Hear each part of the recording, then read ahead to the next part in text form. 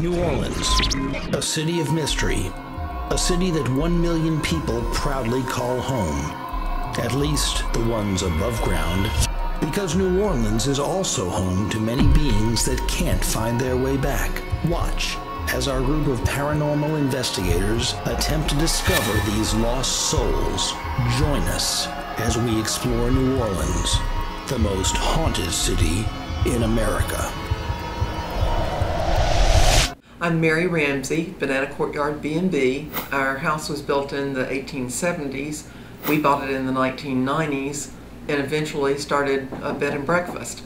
We've had numerous comments from guests about ghosts, which at first I kind of took for granted. People are hearing creaky steps and creepy floors until we started having some guests that come back to us year after year that we know well who reported things. And what people are describing to me is a feeling, a presence, all of a sudden the temperature getting extremely cold, the hair rising on their arms and legs, which could be a result of an old breezy house in January that has lots of drafts. But we've had too many responsible people who have visited us numerous times say that they felt a presence, so I've got to believe now that there's something going on.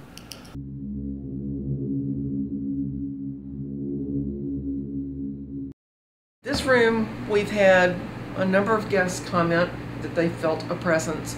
Fortunately, nothing scary, except startling. One of the gentlemen who was in here one morning after his wife came down to breakfast said he felt a warm breath come upon him several times, and then heard a lady's voice. I don't remember whether it was chanting or talking to him, but he seemed to not be disturbed about having a companion in his bed for a moment.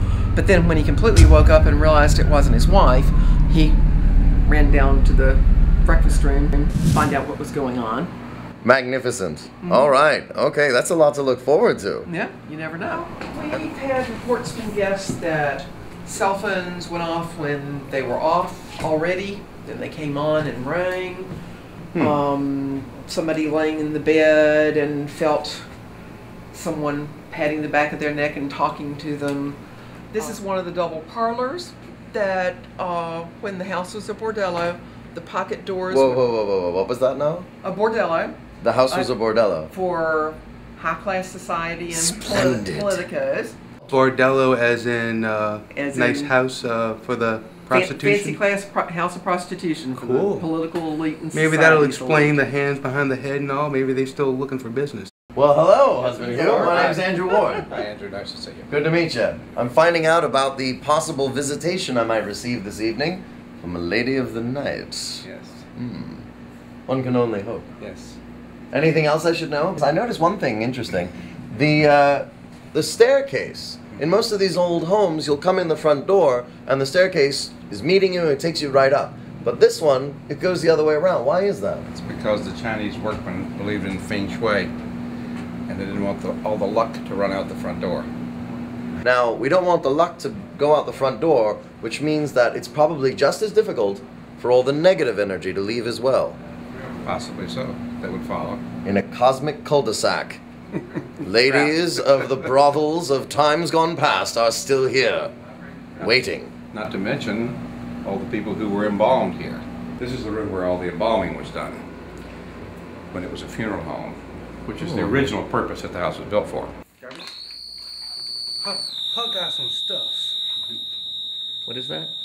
This is an EMF meter, electromagnetic meter. What's that for? It's going to measure the electromagnetic energy in the house. And What does that mean? well, basically, it's going to tell us whether or not there's variances in the electromagnetic field here. Now, if you rule out any other causes, such as a refrigerator and air conditioning, that sort of thing, or another person behind the wall, it could mean there is a ghost present.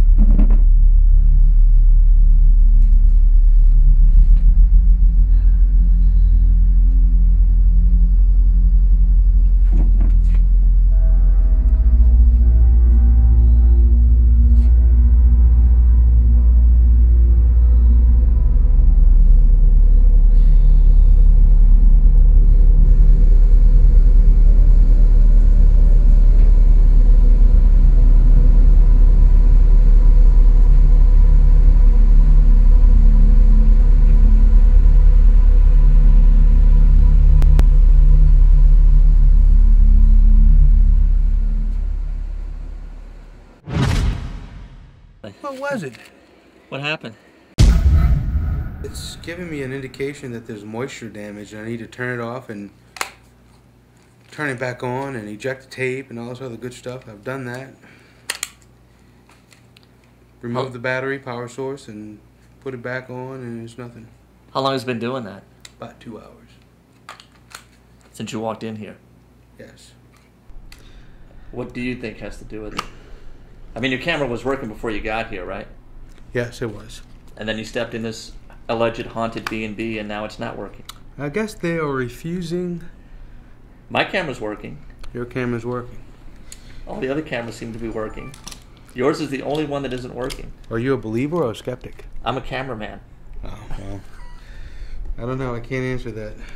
I do know this, though. I went out with you to shoot some B-roll, and if you move your arm, we can show the audience at home. Look at that. Your jeans ripped, dude. My jeans didn't rip, and yours did. Yours cost how much? Almost $200. They just don't like me. I guess not. So you have a...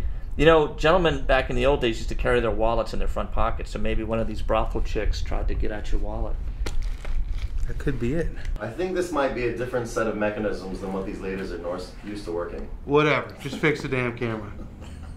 So let me get this straight. One of the #1 things that always happens in paranormal investigations is a camera stops working. You spent $2,000 on this camera, $200 on a pair of jeans, and neither of them are like they were when you walked into this place. I bumped into a wall and scratched my jeans. My camera probably needs to be rebooted. Period. Can I have my camera? I think, John, if I may say something. What? I think your background as a former policeman who once arrested prostitutes, they're having their vengeance. Ooh, that is the truth. But I'm convinced. I mean, I'm totally convinced because I've seen this so many times. Consistency, regularity, and the same types of things is an indication. Absolutely. This happens over and over and over again, and it always happens to the one person that doesn't believe in anything. Is it working okay, John? Is that a yes? No.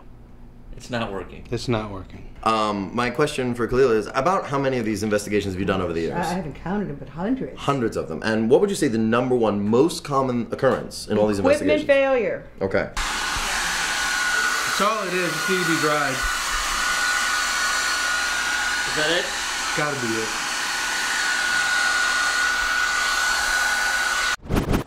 Oh, it's playing. It's working. It's fine.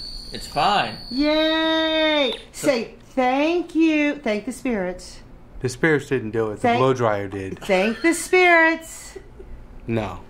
It doesn't really matter whether or not I experience something my one and only night here at the Banana Courtyard. I'm still an open-minded believer, and I still put some credence in the continued, repeated, and consistent reports of other people who have stayed here in this very room, in this very bed.